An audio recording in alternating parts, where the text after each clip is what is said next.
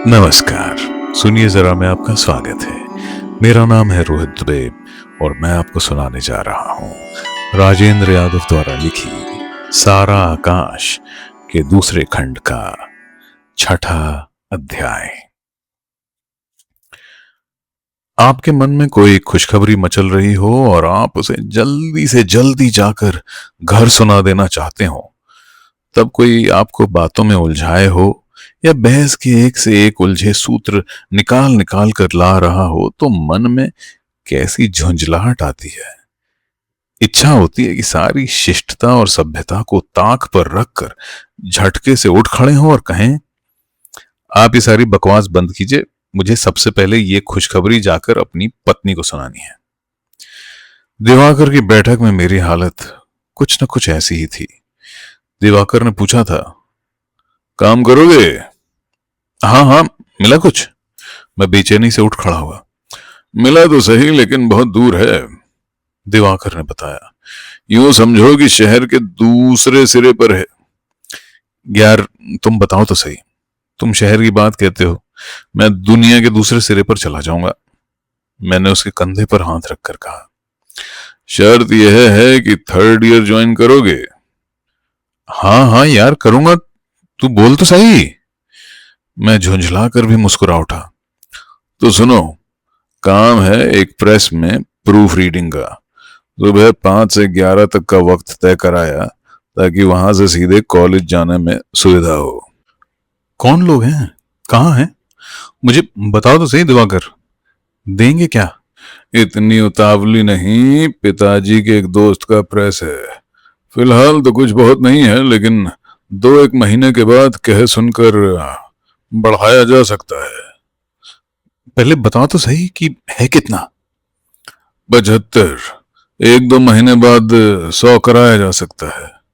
लेकिन तू इतना बेचैन क्यों हो पड़ा? वह मेरी बच्चों जैसी अधीरता पर हंस पड़ा। बहुत है दिवाकर, कृतज्ञता गदगद स्वर में मैंने कहा। ये हो जाए दिवाकर तो मेरा उद्धार हो जाएगा। तू नहीं जानता मैं कितना परेशान हूं। घर में एक पल को चैन नहीं मिलता और मन में जैसे एक ज्वार उमड़ने लगा। कब चलोगे? चलो, अभी चले ना। दिवाकर ने एक पल मेरे चेहरे को देखा और बोला, अच्छा तो चलो। और जब सारी बातें तय हो गईं, तब भी मुझे विश्वास नहीं हो रहा था कि यह 75 रुपयों की नौकरी सचमुच मुझे मिल गई है। मुझे तो ऐसा लगने लगा था कि यह 2-2 पैसों को तरसना मेरे भाग्य में हमेशा के लिए लिख दिया गया है। हर महीने एक साथ 75 रुपए आना तो ऐसा सपना है जिस पर किसी भी तरह विश्वास नहीं किया जा सकता। बेचारे भाई साहब को इससे कुछ ही ज्यादा मिलता है। सारा दिन खटते हैं। लौटते हुए मन होता था उड़ता हुआ चला जाऊं और जाकर प्रभा से कहूं, देख प्रभा, मुझे नौकरी मिल गई। दिवाकर की ही वजह से यह सब हुआ, नहीं तो यूं ही घुट घुट कर मर जाता। मैं उसके साथ लौटकर घर तक आया। तय यूं हुआ था कि सुबह 5 बजे से 11 तक यहां रहा करूंगा। इसके बाद सीधा कॉलेज जाऊंगा। हो सकता है मेरे सौभाग्य से पहला पीरियड 3rd ईयर का ना पड़े। निश्चय ही जब भाग्य ने यहां मेरा साथ दिया है तो वहां भी देगा ही, वरना हाजिरी पूरी कराने के लिए किसी प्रोफेसर की खुशामद करनी पड़ेगी। उस पीरियड को छोड़ दूंगा।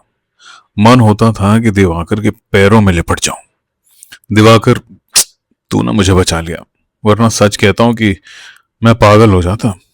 तू नहीं जानता हमारे घर की हालत क्या है। मेरी समझ में नहीं आ रहा था कि कैसे अपनी कृतज्ञता को व्यक्त करूं। मेरी आंखें भर आईं। अरे छोड़ो भाई, मैंने इसमें कुछ नहीं किया। मुसीबतों से संघर्ष करने का नाम ही तो वीरता है। वैसे तो मुझे बड़ा उपदेश देता है, खुद इतना कमजोर है। और फिर मुझे संकोच से बचाने के लिए एकदम बात बदल कर बोला, अरे सुनो, लेकिन यार एक बात सोचता हूं कि दूर बहुत पड़ जाएगा। आने जाने और खाने पीने की मुसीबत होगी। दूर की तो कोई बात नहीं है, मुश्किल से 2 मील होगा, ज्यादा भी हो तो क्या है, सुबह सुबह जरा टहलना भी हो जाएगा। हाँ, वो खाने की समस्या जरा टेढ़ी है। फिर मैंने सोचकर कहा, पर खैर वो भी कोई ऐसी दिक्कत नहीं है, प्रभा बना दिया करेगी। सुबह कुछ जल्दी तो उठना पड़ेगा, रात को बन जाया करेगा। दिवाकर, उसकी बड़ी इच्छा थी मैं जैसे हो एमए कर डालूं। सुनते ही खुशी से उछल पड़ेगी वो तो।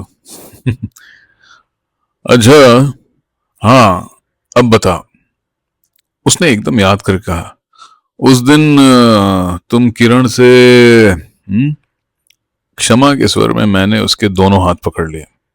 यार, सब चलता है भाई, जरा यह समय गुजरता जाने दे, फिर किसी दिन बैठकर सब बता दूंगा। जैसी तेरी मर्जी, लेकिन इतनी सुबह उन्हें मुसीबत नहीं होगी खाना बनाने में?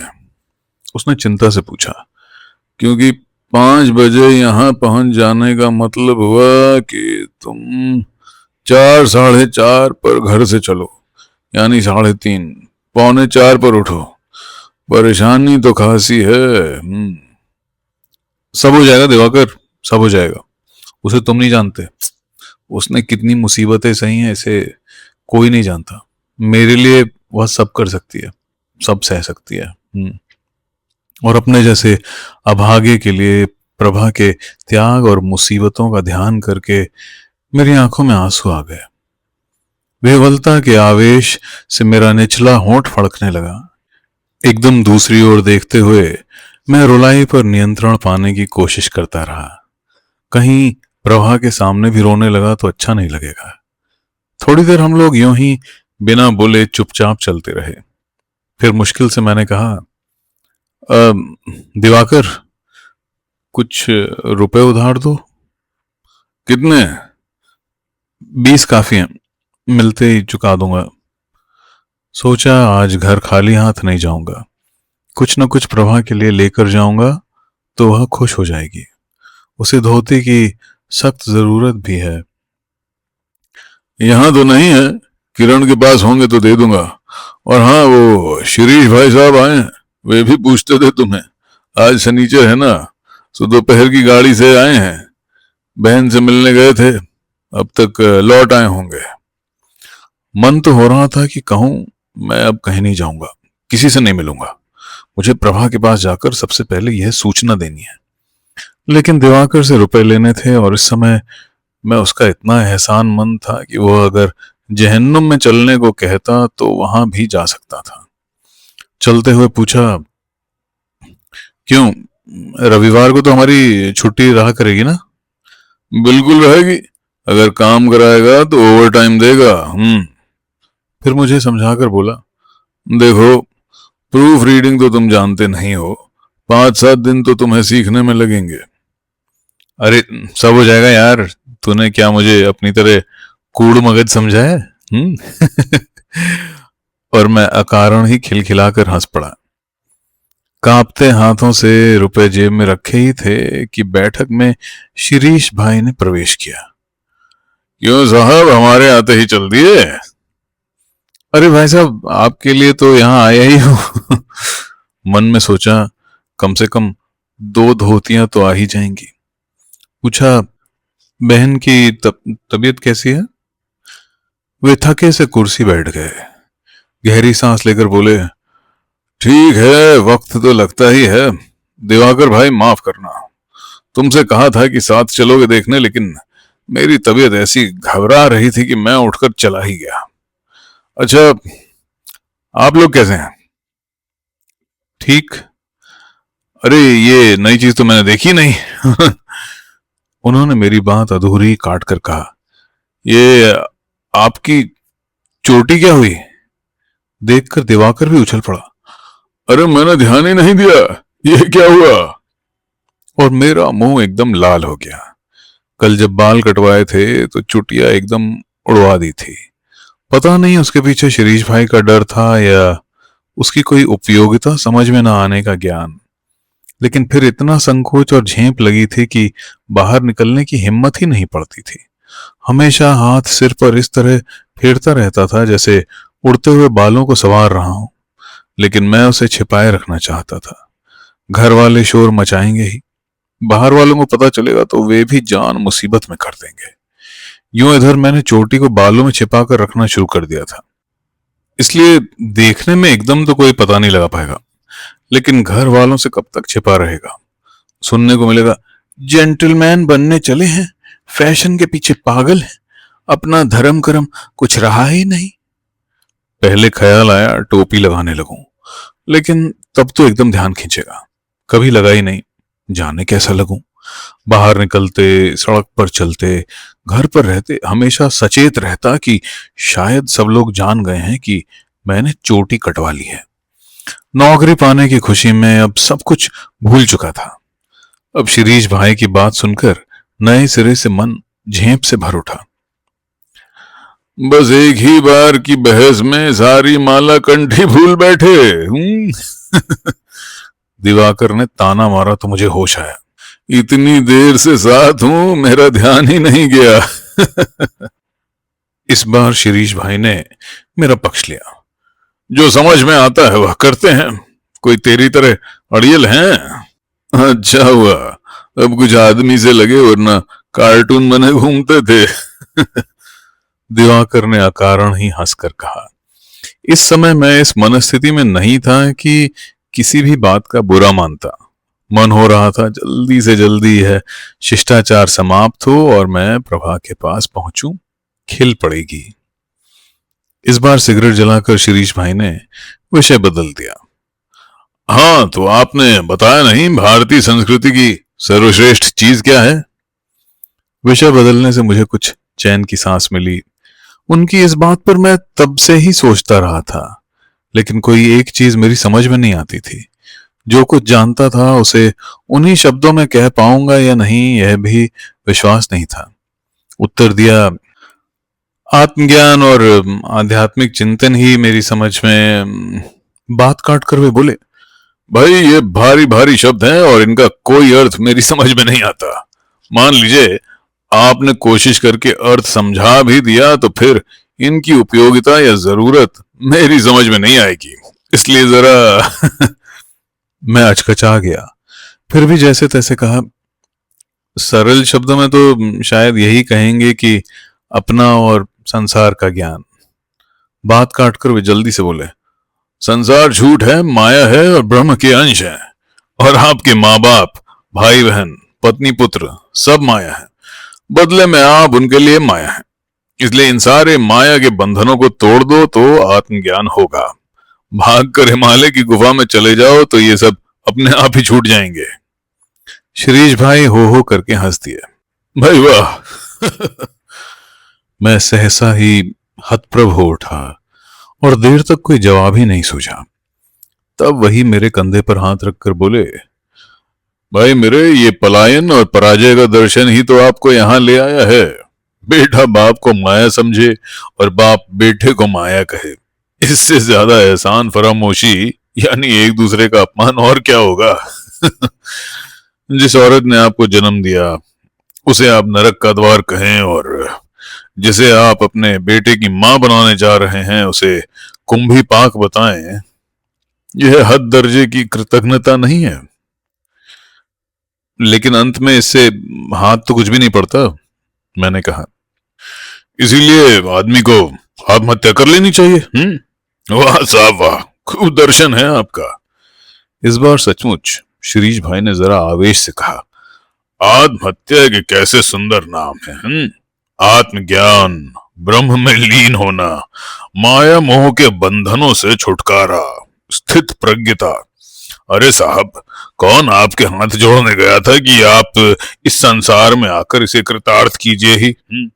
बाजी करने गोला निकाला तो आपके हाथ में ब्रह्मा पकड़ा दिया, दूसरा गोला निकाला तो माया आ गई, तीसरे गोले से गुणों का जन्म हुआ। लीजिए साहब, हवा में दर्शन का महल खड़ा होता गया। अब आप घर बार की जिम्मेदारी छोड़िए और भागिए इस ब्रह्म ज्ञान के पीछे। इससे आप बेकार के झंझटों और चिंताओं से बच जाते हैं, मैं बोला। जी हाँ, हमारे घर एक दुर्घटना हो गई और आपको प्राप्त हो गया ब्रह्म ज्ञान। आप तो एक तरफ आसन लगाए बैठे हैं, अब इस दुर्घटना को कौन संभाले भाई।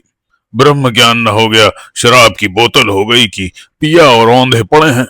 भाड़ में जाए घर और कुएं में जाएं घर वाले। और फिर अचानक जैसे उन्हें कुछ याद हो आया हो, वे बोले, अच्छा क्यों साहब, मान लीजिए आपके माँ बाप ने ना आपको पढ़ाया लिखाया, ना अच्छा खाने पहनने को दिया, आपकी देखभाल भी ठीक नहीं की, तब बड़े होकर आप उन्हें गालियां क्यों देते हैं? क्यों नहीं मान लेते कि उन्हें भी ब्रह्म ज्ञान हो गया था और उन्होंने आपको माया मानना शुरू कर दिया था? वही क्यों माया के पीछे भागते? इसलिए उन्होंने आपकी चिंता नहीं की। इस बार मैं सचमुच बौखला गया। ब्रह्म ज्ञान के इस रूप को तो मैंने देखा नहीं था। इस दृष्टि से तो सचमुच यह एहसान फरामोशी और गैर जिम्मेदारी हुई। मैंने फिर पैंतरा बदलने की कोशिश की। अरे, ब्रह्म ज्ञान का मतलब इतना स्थूल और ऊपरी ही तो नहीं है। ये बहुत से ऐसे कार्य जिन्हें हम ईश्वरीय कहते हैं, ये बहुत सी चमत्कार लगने वाली चीजें हैं। आपकी इस चमत्कार और दैवी घटना वाली बात पर मुझे एक चीज याद आई। शिरीष भाई ने जरा मुस्कुरा कर कहा, पता नहीं ये कहां तक सही है, लेकिन मैंने इसे स्वामी विवेकानंद के ही नाम से सुना है। कहते हैं कि एक बार कहीं जाते हुए रास्ते में नदी पार करने की जरूरत आ पड़ी। पार कराने वाली नाव दूसरे किनारे गई थी, तो स्वामी जी बैठकर राह देखने लगे कि उधर से नाव लौटे तो वे नदी पार करें। तभी कोई एक महात्मा भी वहां पहुंचे। परिचय हुआ। महात्मा जी को जब पता चला कि स्वामी जी नाव की प्रतीक्षा कर रहे हैं, तो उनकी बहुत भर्त्सना की। कहा कि अगर ऐसी ऐसी जरा सी बाधाओं से यूं रुक कर खड़े हो जाओगे तो कैसे दुनिया में चलोगे?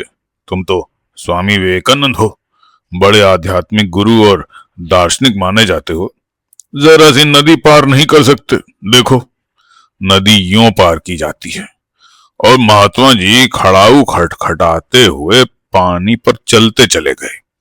पानी की सतह पर लंबा चक्कर लगाकर महात्मा जी लौटे और चुनौती के स्वर में बोले, अमेरिका घूम आने और भाषण देने से ही कोई स्वामी नहीं हो जाता।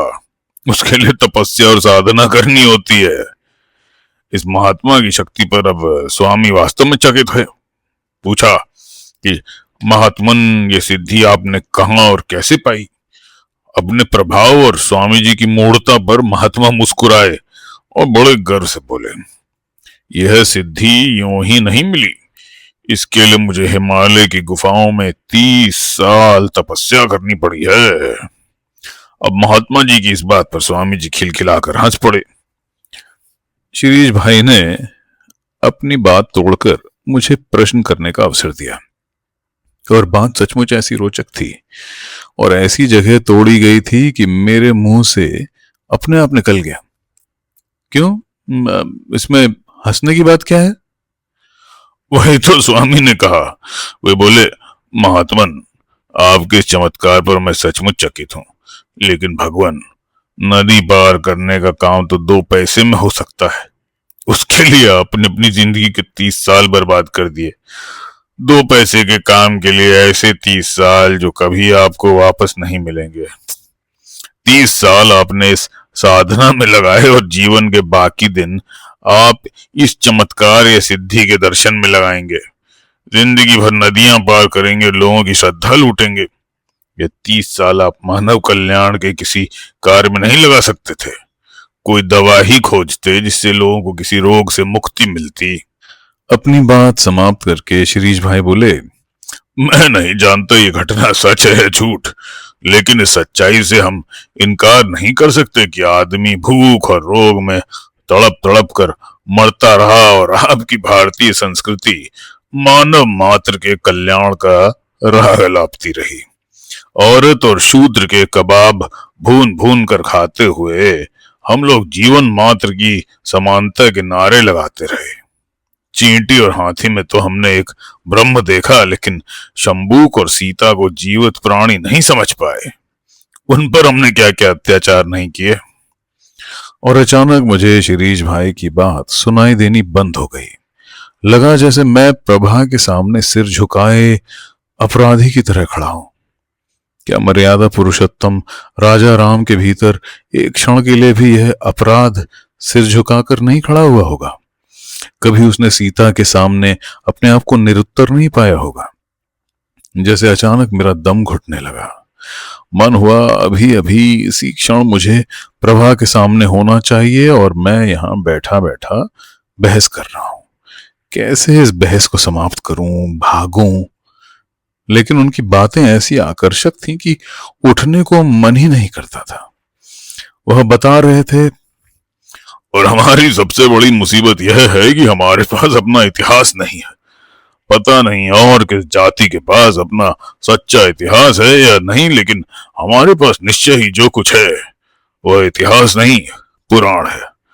पुराणों में काव्य और इतिहास का ऐसा घपला होता है कि सच्चाई का पता लगाना बड़ा कठिन हो जाता है। ऐतिहासिक सत्यों और तथ्यों को जब जब काव्य रूप दिए जाते हैं तो उनकी सारी वास्तविकता के क्रम को एक नए ही अभिप्राय से अर्थांतरित कर दिया जाता है। फिर हर युग में पुराणों को इतनी बार काव्य का जामा पहनाया गया कि सच्चाई का पता ही नहीं लगता। यह बात तो किसी से छिपी नहीं है कि हर युग इतिहास और पुराण को अपनी परिस्थितियों और समस्याओं के प्रकाश में देखता है, उसी हिसाब से तोड़ मरोड़ करता है और सिर्फ नई व्याख्या ही नहीं करता, पुराने वेश में नई आत्मा रखता है। फिर एक कान से दूसरे कान तक आती हुई सच्चाई सैकड़ों सालों में क्या रह जाती होगी, आप इसे खुद सोचिए। एक जरा सी घटना 5 मिनट के समय में 4 कानों में क्या क्या रूप ले लेती है, यह तो आपने खुद देखा होगा। कविताओं में तो यूं भी सारे इतिहास को रूपक, प्रतीक, उत्प्रेक्षा और व्यंजना से लाद दिया जाता है। उनकी कुछ बातें मेरे कानों में पहुंच रही थीं और कुछ ऊपर ही रह जाती थीं। शायद मेरी मनस्थिति वे समझ गए थे। बोले कि आपको मेरी बात तकलीफ पहुंचा रही है? नहीं नहीं, ऐसा नहीं। क्यों, आपको ऐसा क्यों लगा? मुझे लगा आपको शायद कुछ परेशानी। बात यह है, मतलब बात यह है कि मैंने हकलाकर बड़ी मुश्किल से कहा, मैं इस समय जरा जल्दी में था, घर में कुछ काम है। वैसे आपकी बातें इतनी रोचक हैं कि जाने को मन नहीं करता। बहुत नई बातें हैं, इसलिए चौंकाती जरूर हैं। अरे आपने पहले क्यों नहीं कहा कि आपको जाना है? भाई वाह, कमाल के आदमी हैं आप भी। वे उठ खड़े हुए। भाई, हमें तो बहस करने का रोग है, आप बता दीजिए कि आपको काम है, हम बातूनी आदमी हैं। अपनी कमजोरी पर हंसकर वे बोले, हाँ, आपके तो रिजल्ट निकलने वाले होंगे ना आजकल, चारों तरफ वही सब सुनाई दे रहा है। इसी चिंता से तो सूखे जा रहे हैं, जाने क्या होगा। मेरा दिल वास्तव में धसकने लगा। फीकी मुस्कुराहट के साथ कहा, हमारे छोटे भाई ने इस बार मैट्रिक का इम्तिहान दिया है, उससे तो जब देखो तब रिजल्ट की चिंता है। रात में सोता भी है या नहीं। आज इस मंदिर में दिया जलाने चले जा रहे हैं, कल उस ज्योतिषी के पास गए हैं, कभी हनुमान जी का चोला, कभी महादेव जी का प्रसाद। इस बार दिवाकर बोला, हाँ हाँ, मैं जानता हूं उसे, मैं तो उसके बारे में तुमसे बातें भी करना चाहता था। जब भी कभी निकलता हूं अक्सर उसे इधर उधर देखता हूं। ये उम्र बड़ी कच्ची होती है, उस पर अच्छी निगरानी होनी चाहिए, वरना इधर उधर भटक जाएगा। जिन लड़कों के साथ देखा है वे भी मुझे कुछ ऐसे ही लगे। वैसे देखता मैं भी सब कुछ हूं दिवाकर, लेकिन भाई मैं कुछ नहीं कर सकता। अब सारी बातें तुम्हें क्या ही बताऊं मैं। परेशानी से सिर झुकाए मैंने कहा, प्रभा के साथ बदतमीजी की सारी घटना मुझे फिर से याद हो आई। शिरीष भाई को नमस्कार करके मैं बाहर निकला। दिवाकर साथ था। बाहर निकलते हुए उसने कहा, जिस समय तुम लोग सभ्यता और संस्कृति की खाल उधेड़ रहे थे, मैंने तुम्हारी समस्या का एक हल खोज निकाला। क्या? मैं सोचने लगा, आज यह देवदूत की तरह मेरी समस्याओं का हल ही निकाले जा रहा है। वाकई कितनी सारी परेशानियां इसने आज हल कर डाली हैं। 4:30 या 4:45 पर यहां से एक गाड़ी जाती है, 5-10 मिनट में राजा मंडी पहुंचा देती है। बस वहां से पैदल भाग जाया करना। हाँ यार, इसका तो मुझे ख्याल ही नहीं था। मैं उछल पड़ा, अरे ये समस्या बड़ी आसानी से हल हो गई। लेकिन आने जाने में 2 आने रोज लगेंगे। बस दिवाकर फिर चिंतित हो आया। मैंने हाथ मिलाकर चलते हुए कहा, अरे छोड़ो यार, तुम किस झंझट में पड़े हो। यहाँ टिकट लेने वालों में से नहीं है। वो चरखा दें कि टीटी का बाप देखता रह जाए। और अकारण ही खिलखिलाकर हंसता हुआ मैं चला आया। एक धोती का दाम जब 12 रुपए सुना तो सारा उत्साह मर गया। सोचा था कम से कम 2 धोतियां तो ले ही जाऊंगा। खैर, एक ही सही, यही क्या कम है। उस समय धोती का बंडल कभी इस हाथ से उछालकर उसमें पहुंचा जाता था और कभी इस बगल से उस बगल में। पांव सीधे ही नहीं पड़ रहे थे। मन होता था कि सड़क बर्फ के ढलान की तरह चिकनी और ढालू होती तो फिसलता दंदनाता हुआ मैं पल भर में घर जा पहुंचता। धोती प्रभा को दे देता तो वह उछल पड़ती। एकदम ऐसा लगता जैसे आसमान से उतरता हुआ चला आ रहा हूं। चलते चलते कभी अपने आप ही मुस्कुराता और कभी बड़बड़ाता, कभी उंगलियों पर हिसाब लगाता हुआ सिर झटकता और होंठ कस लेता, फिर अपने इस पागलपन पर खुलकर हंस पड़ता। अब भगवान करे रिजल्ट भी अच्छा निकल आए तो मजा आ जाए, सारी मुश्किलें हल हो जाएं, फिर एमए करने में रही क्या जाएगा। भगवान करे। शिरीष होता तो भगवान की भी खाल उधेड़ डालता। मूर्ख है। वैसे बातें तो सच ही कहता है, लेकिन भाई बिना सभ्यता संस्कृति और धर्म के कहीं काम चलता है। कहते थे आप कि अब हम वहां आ गए हैं जहां आदमी को मानवता के सिवा किसी भी धर्म की जरूरत नहीं है, मगर हमारा धर्म तो अनादि है। अरे इतनी सी बात पर 2 घंटे लगातार बहस होती रहती। मुझे जल्दी पड़ी थी कि कैसे प्रभा के पास पहुंचूं और आप बहस किए हुए चले जा रहे थे। हाय, उस बेचारी ने भी कितनी मुसीबतें सही हैं। यह पहली चीज ले जाकर उसे दूंगा। लेकिन शीघ्र ही सारी खुशी चिंता में बदल गई। इस तरफ तो मैंने सोचा ही नहीं था। यह प्रभा को दूंगा कैसे। सचमुच यह तो बड़ी भारी समस्या है। सबके सामने दूंगा तो अच्छा नहीं लगेगा।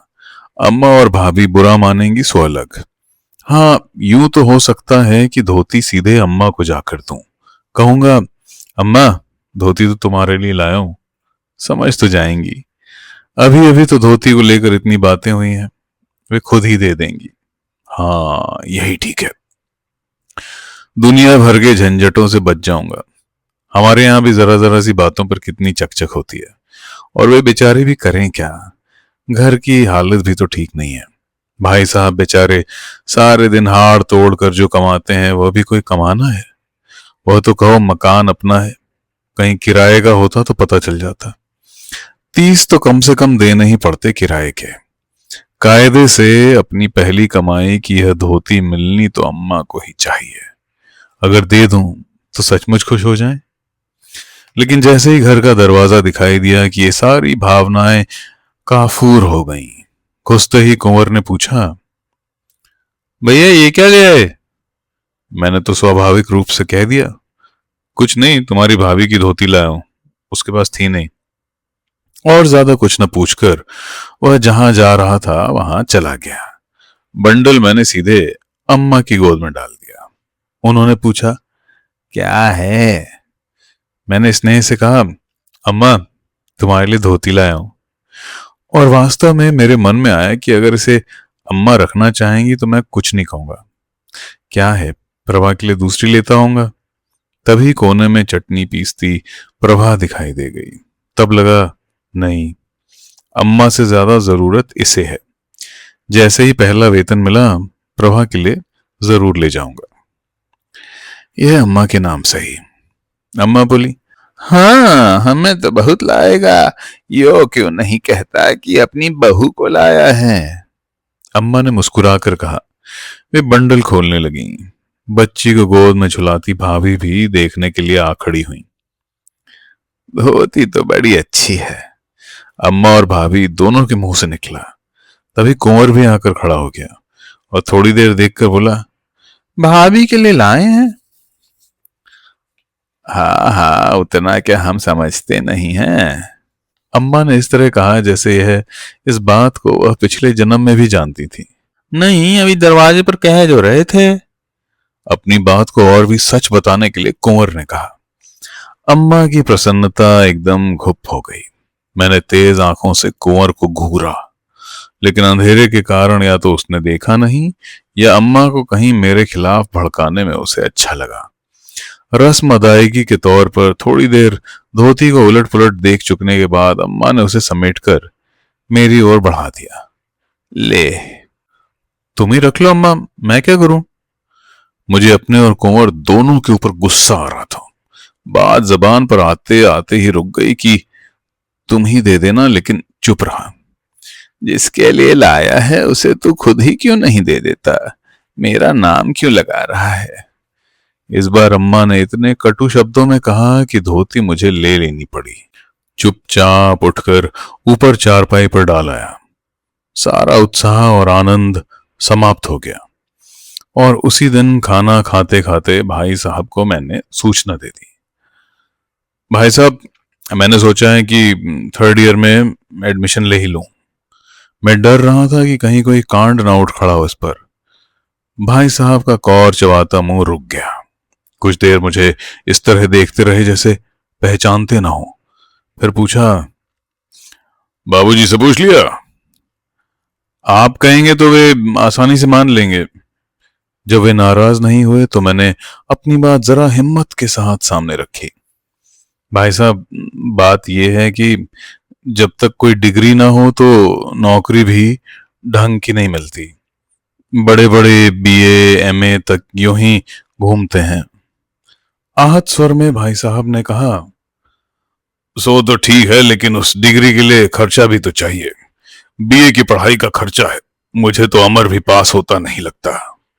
इस बार कुछ दृढ़ स्वर में मैंने कहा, बीए की पढ़ाई का खर्चा तो निकाल लूंगा अपना, उसके बारे में आपको चिंता की बात नहीं होगी। नौकरी की बात मेरे मुंह तक आ आकर रह गई। लेकिन भाई, तुम अकेले ही तो नहीं हो, और भी तो लोग हैं ना। उनका इशारा स्पष्ट ही प्रभा की ओर था। वह सब मैं देख लूंगा भाई साहब, मैंने हट और खुशामद से कहा। बस आप बाबूजी से कहलवा दीजिए जरा। अब तुम्हें जो दिखे सो करो, मैं तो बाबूजी से नहीं कहता, उनका दिमाग यूं ही ठीक नहीं रहता। भाई साहब नाराज होकर चुप हो गए, मगर अभी बाबूजी के गुस्से को तो मुझे भुगतना था। शीघ्र ही वह क्षण भी आ गया। धोती पर प्रभा नाराज भी हुई और खुश भी। गंभीरता से बोली, बड़ी लायद होती, अम्मा को तो नाराज कर दिया। तुम बताओ करता क्या? मेरा कसूर हो तो मुझको कहो, मैंने ईमानदारी से कहा। मैं तो तैयार था कि अगर वे इसे ले लेती तो मैं तुम्हें दूसरी ला देता। ओहो, बड़े रईस हो गए हो। क्या बात है, कहीं रुपए पड़े मिल गए क्या?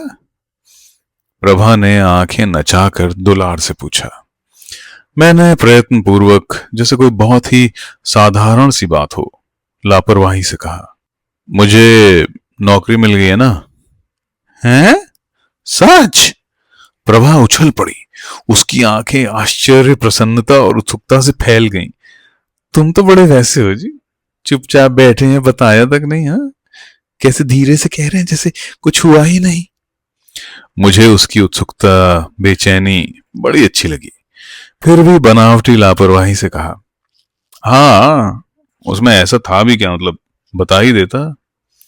खुशी प्रभा के रोम रोम से फूटी पड़ रही थी। फूलों की खिली डाली जैसी उसकी खुशी देखकर मुझे लगा सचमुच कितनी बड़ी घटना हो गई है।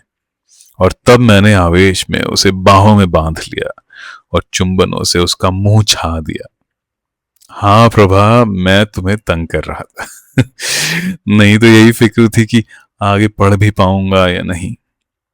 प्रभा को जब सांस आई तो पूछा, है कितने की?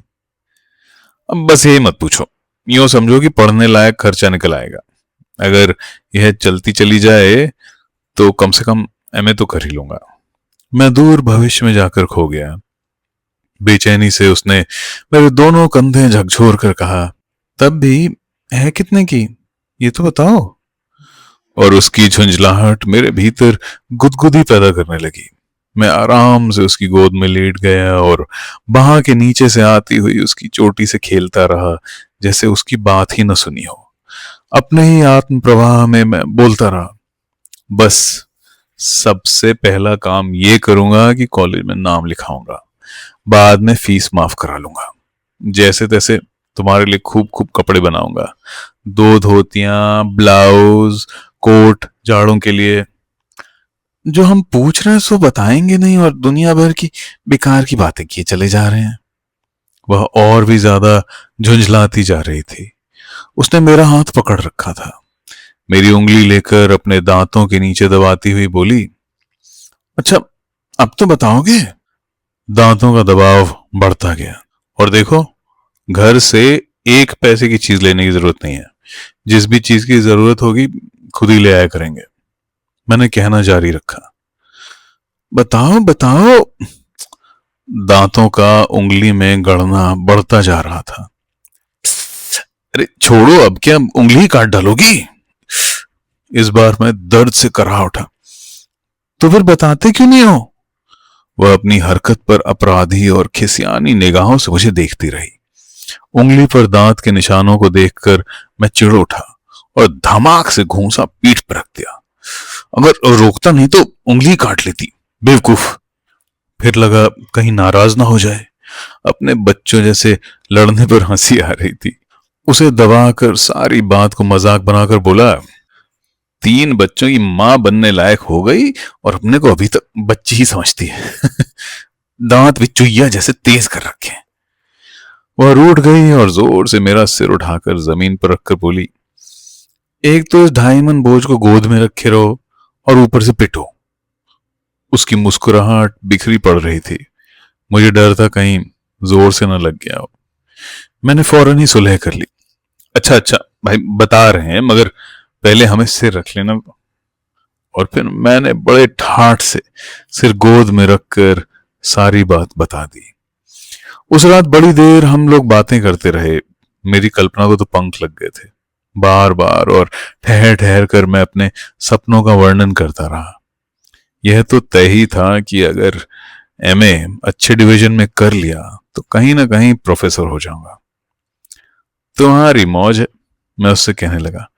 पढ़ने लिखने के नाम पर काल अक्षर भैंस बराबर और आगे जाकर प्रोफेसरनी कहलाओगी। जरा कोई प्रोफेसरनी की सूरत तो देखो आकर। प्रभा नाराज हो गई। तब ठीक है, कोई पढ़ी लिखी ले आना, लड़कियों को भी तो पढ़ाओगे, उन्हीं में से किसी को छांट लेना। और अपनी लड़की को जो पढ़ा लेंगे। मैंने खुशामद से कहा।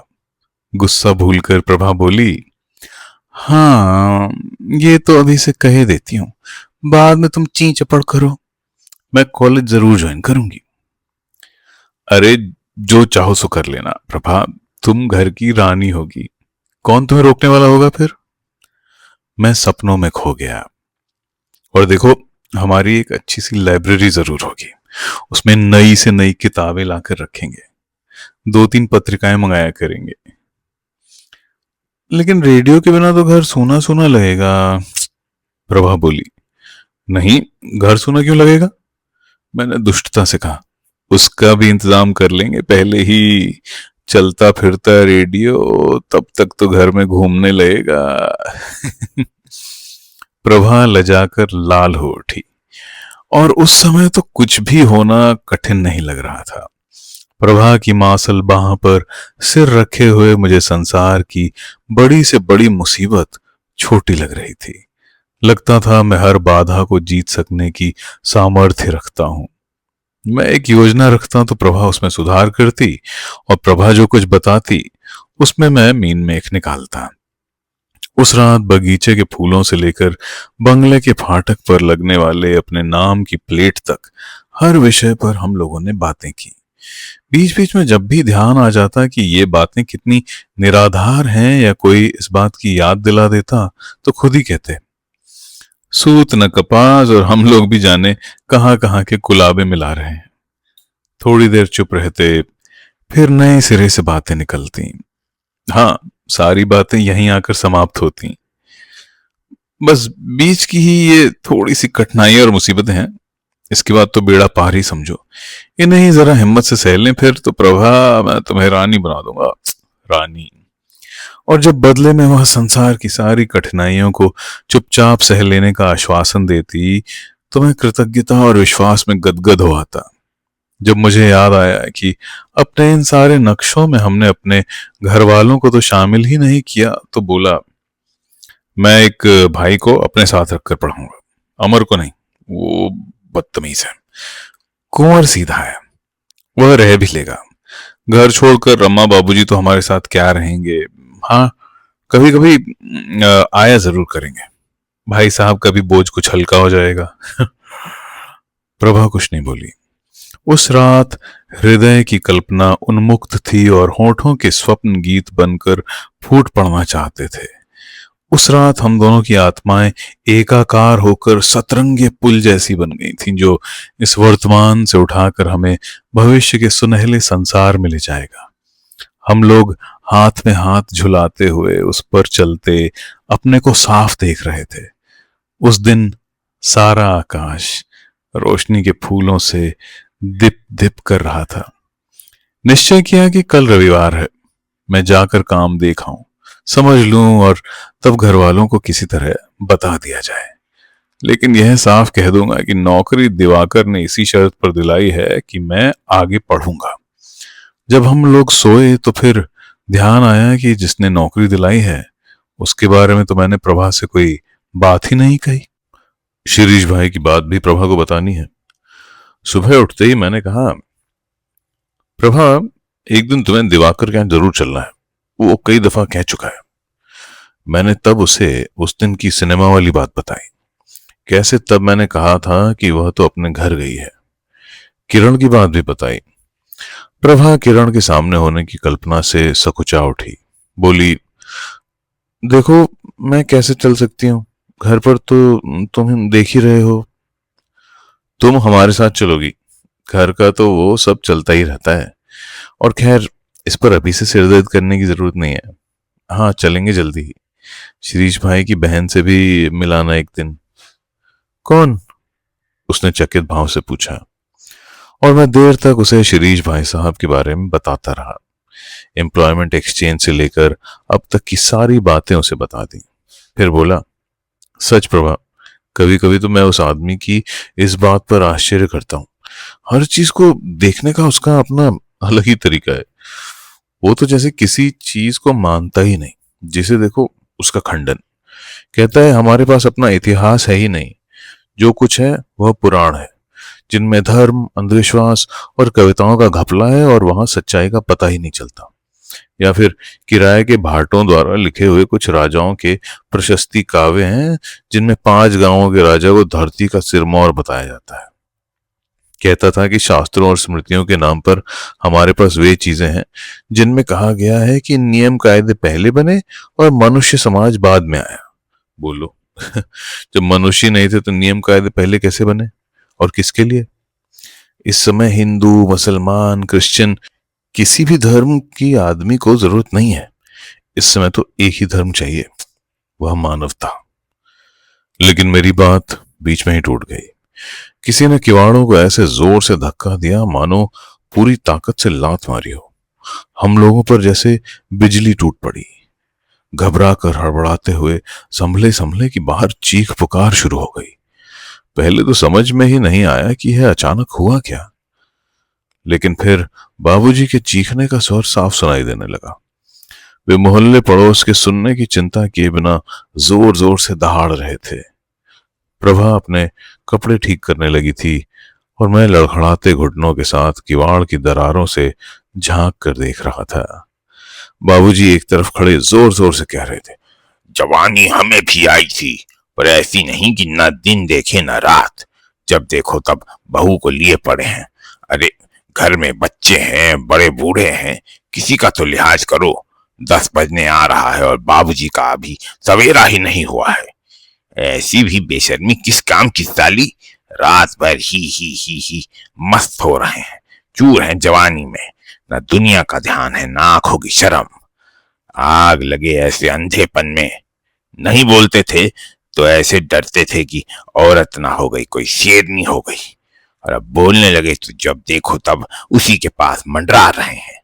सारा घर नहा लिया, धो लिया, काम का सारा खत्म हो गया और यहाँ भी गुलछर्रे ही उड़ रहे हैं। हम दोनों ने एक दूसरे को इस तरह देखा जैसे कहीं से अचानक बम आकर बीच में फट गया हो। अब क्या हो? फिर झांका। बाबूजी का भाषण निर्बाध जारी था। हालत तो यह है और हिम्मत उल्लू के पट्टों की देखो, ये आगे पढ़ेंगे हैं। लाट साहब ने खत्ती गाड़ दी है ना, साले नवाबजादे कहीं के। तो रात की धोती की बात, आगे पढ़ने की बात, सब बाबूजी के पास पहुंच गए। जब खूब चीख चिल्लाकर बाबूजी चले गए तो जरा से किवाड़ खोलकर प्रभा ने डरते डरते झांका और दबी ढकी सिमटी सिमटाई सी भीगी बिल्ली बनी चुपचाप निकलकर नीचे चली गई। मैं साहस संचित करने लगा कि कैसे निकलकर सबकी आंखों का सामना करूंगा। लगता था जैसे हम लोग कोई घोर अनैतिक और अनुचित अपराध करते हुए रंगे हाथों पकड़ लिए गए हों। तो मित्रों, ये था 6वां अध्याय। लाइक, सब्सक्राइब और शेयर करना मत भूलिएगा। अगला अध्याय हम जल्दी लाएंगे। सुनने के लिए धन्यवाद।